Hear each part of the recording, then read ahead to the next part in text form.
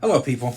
This week, I got my trusty notes. This week, I read R.E Lee by Douglas Southall Freeman. Or I should say, I read book one.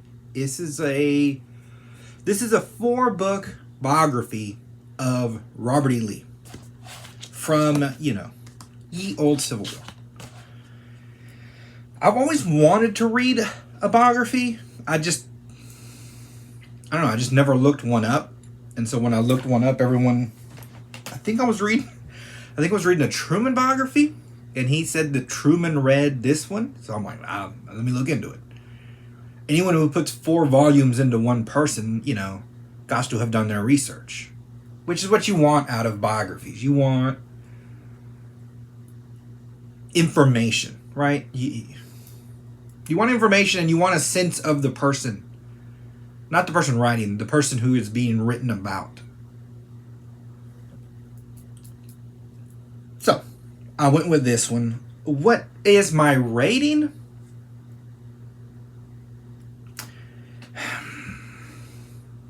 I think I'm going to give it like a 3 out of 5 as sort of a book. It's not the funnest, I would say. It doesn't mean I didn't enjoy it, and it doesn't mean a history person wouldn't enjoy it, right? If you really like history, you're going to like this. But it doesn't make any allowances whatsoever, right? So if you just don't know these places, you don't know these people, it just is what it is. Not that it's not showing you. I got the audiobook, but I'm pretty sure the printed version has maps. Obviously, maps always help.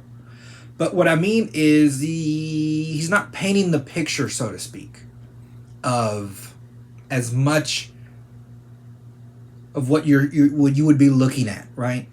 More so just stuck to what's happening. As much as some others have. I've read other biographies that flesh it out a lot better. And in that sense, it makes it more enjoyable for people outside of the general genre to enjoy. Having said that, it is extremely detailed, and you can take all of it as fact and walk off with it. So there's value in that to me, always. Book 1 starts with, and now all good biographers should do this, so if they don't, start being critical of what you're reading. But they start with his father, Light Horse R.E Lee. That's his nickname. Now this kind of blew my mind. I don't know why. But his father, Robert E. Lee's father, fought with George Washington for American independence against the British. And that's sort of trippy to me.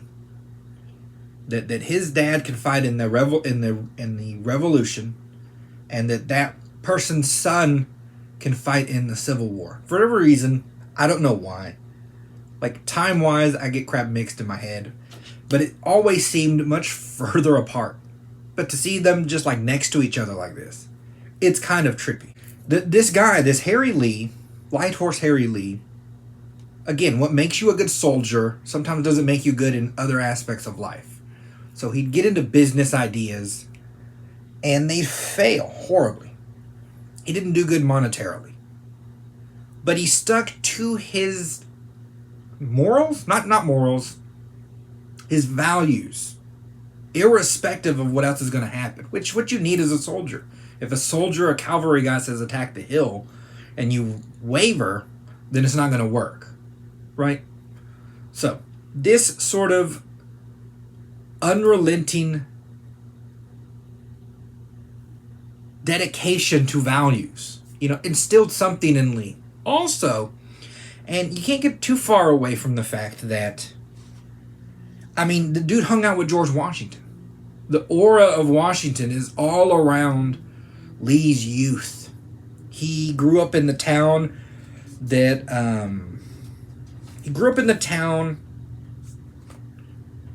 Washington marched his troops around in to train him. He could go to the mailbox, the same post office that Washington would have used. It's just all these things are just alive right there as he's coming up. And again, the author shows this to say, does it play on some decision making he had after the fact? I kind of think that it did. This, just as a side note, again, because it's so crazy to me, he's related, Robert E. Lee is related to Winston Churchill. Again, that blew my mind for some weird reason. Also, I dug into, not for this book, tangentially, a bunch of conspiracy theories, right? So, the fact that, all these ancient bloodlines are linked and controlling the world, it's just fun in my head to think about. And some conspiracy theory guys are going to go nuts knowing Winston Churchill is related to Robert E. Lee. But that's just a fun side point. There are some fun ones in here. If you're versed in Civil War or not, this starts to... the characters, so to speak, are all throughout the story. These people knew each other socially. He knew a lot of them from West Point. These people knew each other before this war started, before this Civil War. And you start to see these names and these connections. Johnson, Jefferson Davis, crossing paths with these other historical people in very cool ways throughout this biography. But again, if you don't know those names, right, it's fine. Just let it wash over you, is what I do. You just let it wash over you, and when you read other histories, it'll peak. And that's how it just all knits together at some point. I'm not going to pretend that I remembered every name. I'm not going to pretend that I know where various creeks are in Virginia, etc., etc. There's a lot of map to have to cover. But you just let it seep in the brain, and it pops up at really fun times later on. Lee, they do this a lot. They mention this a lot, where Lee, and I've noticed in other histories too, you get to sort of peaks and valleys of history, right? Where some people are of the age and they're born in the perfect time. So if this era needed chivalrous knights, he is that guy, and he's born right at the right moment to do the big thing. Some people are born down low of the wave, right? So he was born out of his era. He belonged in another era, and his moment's missed. His mark doesn't get hit. He falls off where he should have been a different way. You see this throughout history. At least I do. Lee is the epitome of that 18th century man, right? This gentleman. He's a good-looking guy, tall, rigid in a way that they appreciate, respectful at all times, dignified at all times. I think at some point, someone like, they say like, if the kings of old, if the statues that we carve for the kings of old could come to life, they'd look just like Lee, other than his clothes is a little different, right? So he really looks that part. And he is that part. He is respectful all the time. He doesn't harbor ill will to people. At times he won't play politics. A gentleman through and through, right? And as you look at the war, as you study it, as you read about it, you'll see that that's kind of why he lost. This is a moment in history where the tide is sort of turning. Now, some of this isn't covered in the book. I just, you know what happened in the war. But you see these new ideas come to prominence and have success and drive out that old way, which is very interesting to watch. I say watch because that's how I take it when I'm reading it, like it's actually happening in the moment. His dad told him what Washington told him. And he says, avoid debt, always be virtuous, and always appear as such. So it's not just that you're virtuous, but that you outwardly show it. You don't frumpy clothes, button it up all the time. And he took this really to heart. Side note, also that's funny. His dad warns him to avoid specifically novel writers. What's that one 50 Cent meme? Like, well, what the crap did I do? That's how I took it when I read. I've read it in more than one spot though. In these older books where they look down on novel writers as frivolous, as filling the mind with useless things. I'm like, man, maybe it is. I don't know. It's just funny to hear because nowadays, you just write novels, that's fine. But then they were really against it, like really avoid it. That's very funny to me. I mean, if I think about it, I can see it as wasted time, I guess.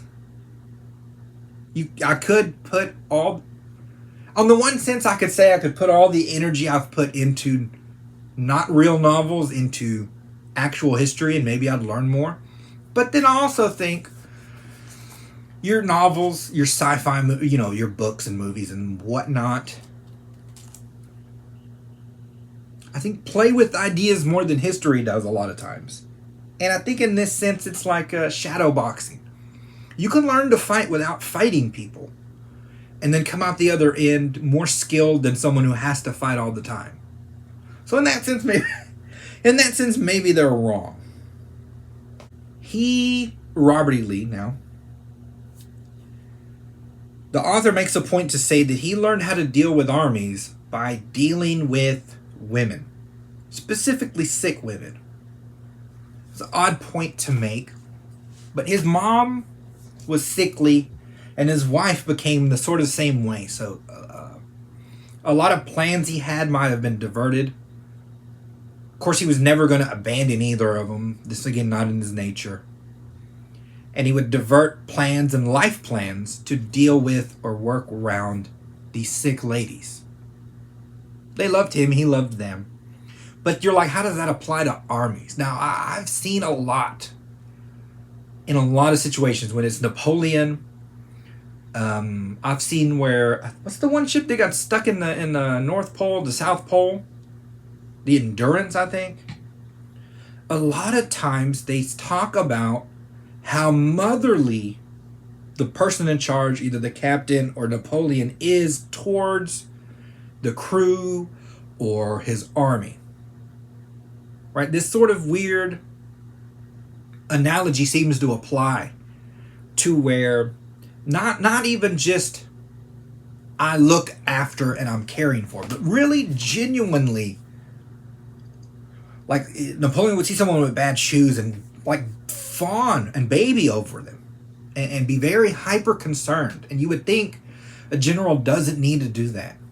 But it ties an army to their commander in a kind of a way that you do need that. The Endurance, he would, they're stuck on a boat. They might die, but they have to wait all winter. And he'd flutter from man to man, really in close on their problem, on their whatever mental issue. Go back and forth on how I'm going to fix it, help it. I'm concerned about it. Always a concern from armies, from, I guess, large groups of men. Draw that loyalty out of them. It's very cool. One, that the author saw it. Two, that is there. And that he got it from dealing with women. He then turns 18 and he has to, of course, go on to school, work, whatever. He has to pick a career. And he picked, probably because his father was, a soldier's career, a soldier's life. And it says 5 senators endorsed his application to West Point. I'm like, yo, he's not at the time, not rich, because his dad squandered a lot of the money. But the cachet he had was fairly high. I mean, all these people remember the revolution. It's not that long ago. They remember the revolution. And his there's the son of a revolutionary hero. Yes, I'm going to help him. And they did. It's kind of crazy. Again, that it's that tight in history just boggles my mind. West Point at the time is not as big now as it is now, obviously. Small handfuls of people, purely on the honor system. I'm assuming there's a lot of honor system stuff still. Purely on the honor system. Of course, he didn't break a single rule because he's R.E Lee. He had to buy some of your own books, which he did, which are fairly expensive, but he wouldn't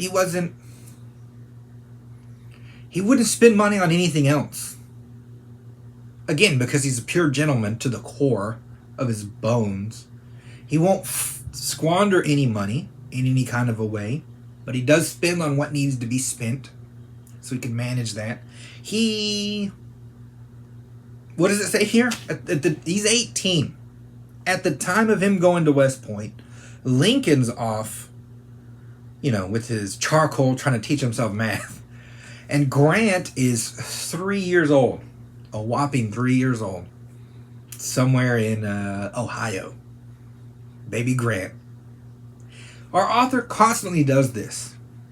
A moment Lee has with his future wife, on a date under a tree overlooking a town. He'd say in X amount of years that town would be besieged and blah, blah, blah, and something to do with the war. He constantly has the mirror to the future, so to speak, at play. So you don't lose track of these moments, which is really nice. In West Point, this man learned French so that he could read French military books. Because at the time, those were the standard. If you're going to be an artilleryman, if you're going to learn siege craft, etc., etc. That's another thing I always seem to... I don't forget, it just doesn't come across in, I guess, American schooling. Is how a good chunk of... I wouldn't say world history. I would say, well, maybe world history. They did have an empire. How big an effect France had on sort of the world. How long it was like the standard, the light on the not the light on the hill, but the place everyone looked to see what should be. I didn't get that sense, but you start to build it as you read other histories. He graduates West Point. He becomes an Army engineer, which I didn't know. I also didn't know what they did. So at the time, okay. So when there's not a war, they just sent him around the country. I think he went to St. Louis, probably some parts of New York, and built infrastructure, built docks, sort of managed rivers, waterways, and dredged them so bigger ships could go, etc., etc.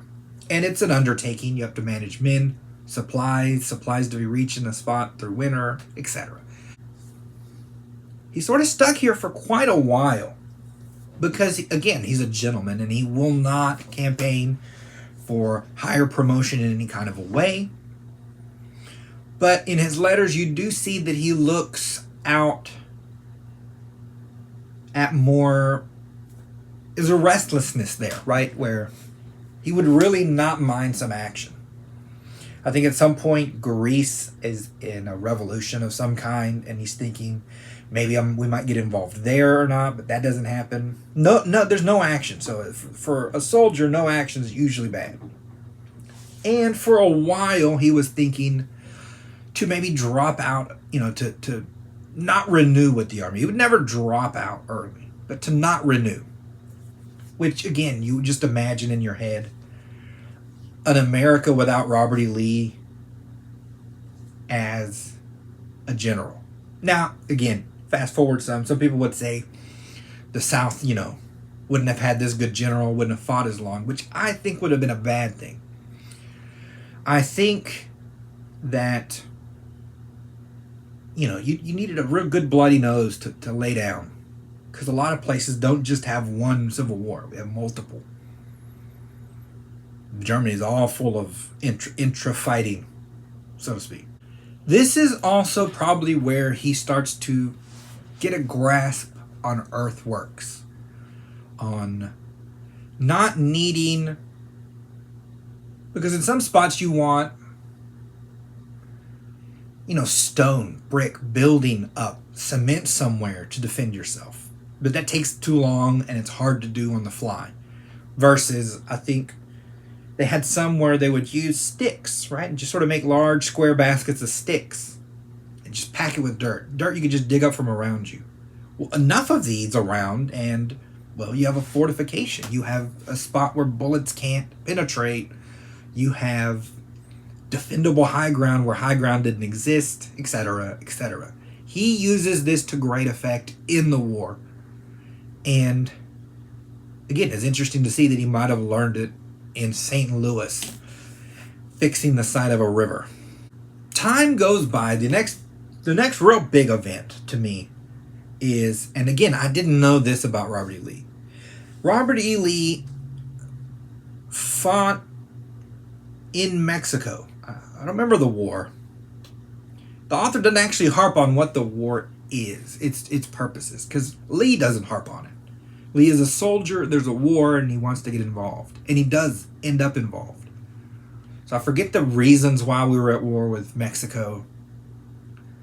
In any case, there he is, I believe, on his way into Mexico to link up with the army as a young officer. He's at the Alamo, at the town that the Alamo's in, 10 years after the event. I'm like, the Alamo just happened, and there's Robert E. Lee, and there's this army activity around him. So trippy to me. This is the other part of sort of an engineer's job in a military, at least at that time. They want him to do reconnaissance, and of course they need his expertise in either building any kind of earthworks, siege works, or attacking defended positions. So you need an engineer to tell you how best to attack such and such castle, because he's the engineer and he knows. But the reconnaissance part, it didn't click in my head, but he would go out on reconnaissance, and it's not just I found the road through, because you might be going through literal wide open country. There might not be a road, or the road might not be appropriate for an army, meaning you have to get through, then X amount of cavalry have to get through, and they might need to eat something, and then X amount of wagons and cannons and cannonballs and foodstuffs, etc., all have to make it through this area. So if you can go through but there's no water or there's no grass, that might not be the best route for an army. And an engineer would need to say, I wouldn't recommend that route. And then the general says, we're doing it anyway or we're not. He needs information, though. So it's very cool to see sort of that in action. Also, there's a point in here where whilst on reconnaissance, he goes to sort of a watering hole. He hears a noise, and it turns out he's like way past where he needs to be. And there's military soldiers coming to drink some water. So him and his boy hide. Literally, he hides like behind a fallen log. He's just laying there on the ground because he couldn't get away. He's just laying on the ground. And they just use this as a seat. They start taking naps. They're lounging. They're, drinking up. He sits there all day. Ants on him and mess. With Mexican troops right there. Until the last one has his last drink and leaves when it's dark. Again you say, I'm like, what if he'd have got caught? What if he'd have got killed? What's the history without Robert E. Lee? I have no idea. But I think Churchill mentions this, and you see it when you read about LBJ. So these people in history, these pivotal people, end up with these weird moments where catastrophe is just narrowly avoided. And what did Winston Churchill? Winston Churchill and Napoleon sort of had the same idea of, if I'm chosen to do a great thing, then I might as well act like it. act like it's preordained, and they just move through various dangerous situations like, I'm just not going to get shot. And somehow they just don't get shot. It's actually kind of trippy. They actually come to, Lee goes to various battles, through various battles. He actually helps take Mexico City. The American army took Mexico City, and Lee was part of that. Again, that just blows my mind. It wasn't that. I mean, they go through the battle well enough, at least Lee's part in it. All very heroic, etc., etc. What you would imagine. This is the bulk of where he learns and sees and experiences warfare. There's not other battles he was really in. Mainly this one. Handles himself, well. Sees dangerous things. Afterwards, we get this big to-do about everyone wanting, credit. Soldiers want credit after a big battle. Some don't. Lee didn't even bother to try. His job was to make a map of the city for the military, which he did, which is also kind of cool. But he didn't even bother trying to get any kind of glory out of it because it'd be ungentlemanly, of course, because the 18th century man. But the other guys did. Now you wonder, should he have noticed this more? This, to him, would be crass activity coming from military officers, because it starts to have an effect when the war starts. Personalities, glory, etc., etc. But he didn't really take much note of it. I think he thought it would be embarrassing to the guys themselves if he even, looked too much at it. That's how gentlemanly he is. I guess the next big issue people will have, I never really have a problem with it because it's history to me. It's all history. Is his slave ownership, right? And the author, I think, does a good job of explaining this because it's sort of twofold. One is from where he was in society. The plantations, I would say, he wasn't raised around plantations to see in person the conditions or lack thereof for how black slaves were treated. I think if he'd have seen it, it would have had an effect on him more than the concept, right? But he didn't really interact with slaves much. He had some, and he, by law, had to keep them X amount of time or whatever. So he ended up owning some slaves through an inheritance. But I think the other part, the more important part, or the more telling part, is that he was very religious. He was a very religious man.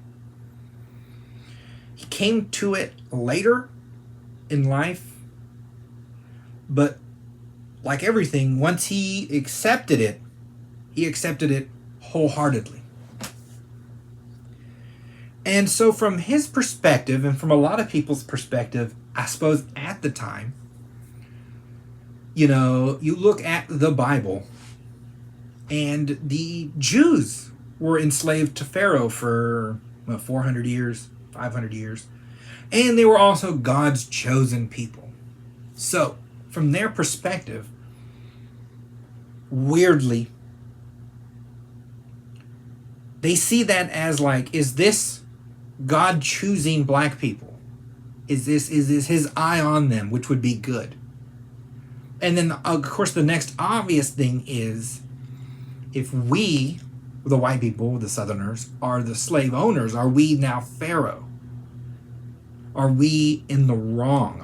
Not the wrong in the sense of this is bad or good, in like a cosmic sense, right? And they were very torn about it, some of these people. Lee specifically was.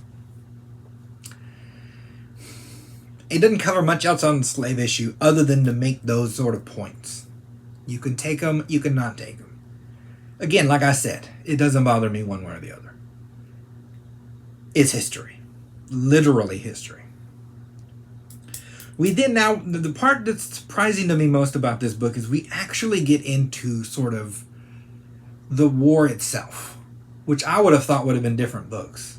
Seeing as how I have 3 more of these to go, I thought this would just be like early life, the next book sort of older, some war, and then we get 2 books on the war. But apparently, I don't know how it's going to cut out. Because I got 3 more books to go. And we already in the war. Before the war starts, there's, of course, this large rumor of it. We get a sense that it's happening. It's getting heated. And to this end, the military starts having quiet discussions. The higher generals are calling people in, just talking. But the talk's really, what side are you going to be on? You're free to make your choice, obviously. No one can stop you.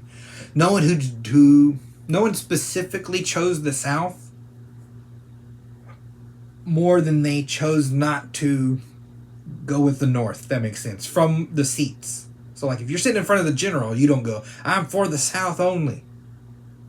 Right? Because that might put him in a spot to say, well, maybe I should arrest you now. This kind of thing. They both sort of, it was like a speakeasy. We're both sort of talking around the thing to not talk about the thing out of respect for each other.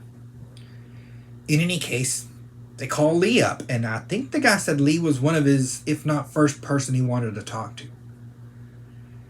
And the general asked, like, would you like to run this army? Right? And on the one hand, it's his first big shot at running an army. This what soldiers go for, is to be the top. Be a general. But then here's the interesting part. Now, as a gentleman, there's your employer. There's the one who trained you. There's your country. But here's also where you were born. The state that raised you. Your home state. Which is he going to choose? And the author sort of leans on that maybe it's his dad, right? The idea, the romanticism of his father was a rebel. Maybe he could be a rebel too. That sort of leaned him more towards Virginia than the United States. In any case, he turns that down, which the guy's like, I knew you would. Not in a bad way, but in a person who's of a high standing, who's hyper consistent in their values. You just know how they're going to act in situations. You're like, no, Ted won't eat the cupcake. He only watches his diet. So it's just one of these things. The general's like, I had to ask, but I knew you'd say no. Thinking about what could have been, though. If Lee were in charge of the Union's army, I think the war's over super quick, almost before it starts. But then again, like I said, we wouldn't have the bloody, beat-up nose that we needed, we being Americans, to not have another civil war. So I think it cosmically, weirdly worked out that he's on the other side.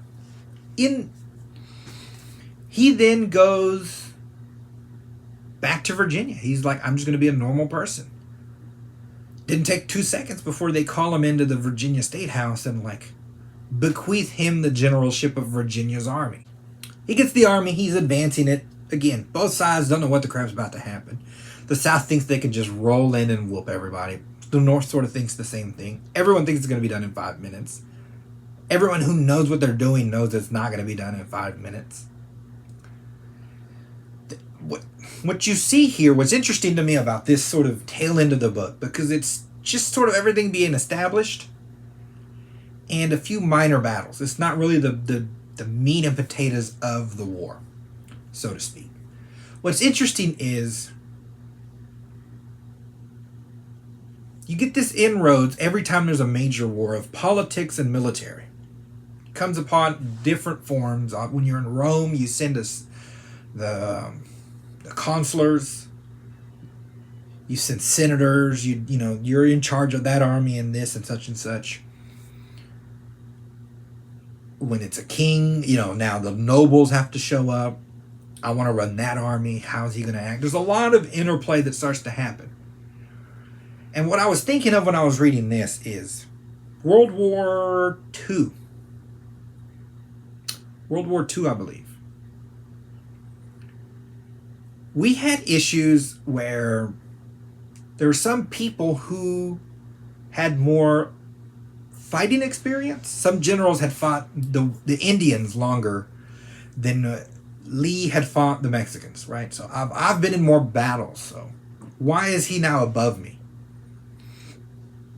Or others are like I'm from a richer family or something, right? There's always some sort of issue, and your president of the Confederacy doesn't lay it out clear enough that these muddled issues end up affecting a couple of battles. I don't like him, so I'm not going to work with him, and no one can tell me what to do because there's not someone above us. Well, in World War II, I think Admiral King. There was Admiral King. There was General Marshall. We end up making General Marshall the head of the whole thing.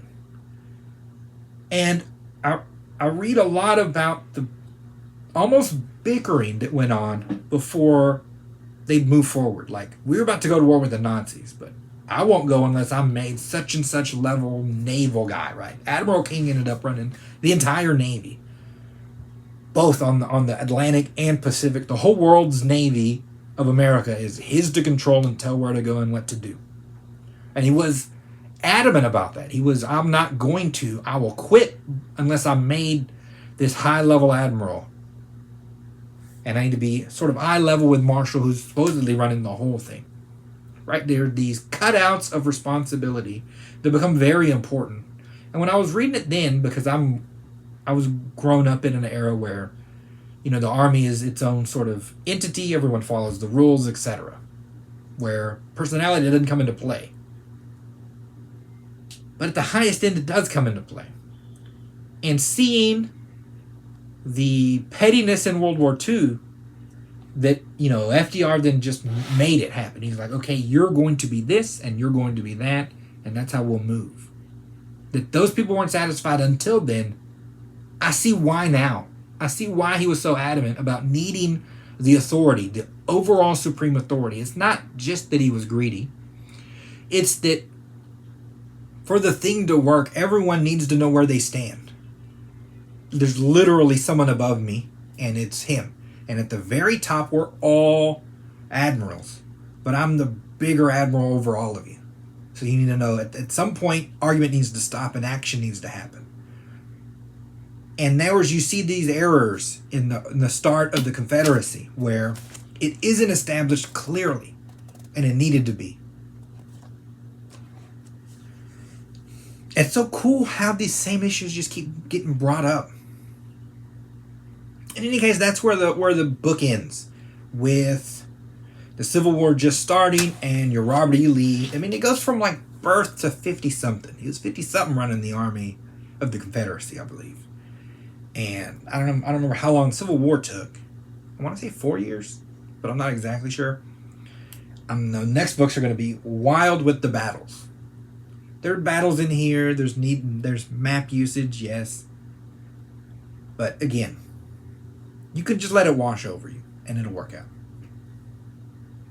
Okay, so we are now at the moment where we do ads. Ads from my books. Subscribe, help the channel. Or if you don't want to subscribe and just want to watch, just watch.